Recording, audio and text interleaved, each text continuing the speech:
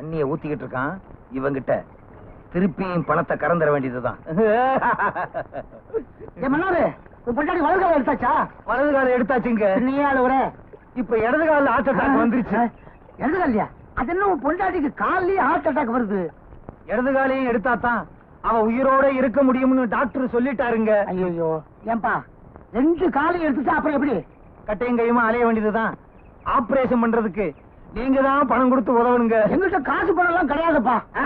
இல்ல இல்ல, உங்க காலை நான் விட மாட்டேன். இருக்கு காசு கொடுக்கல, உங்க காலை நான் விட மாட்டேன்.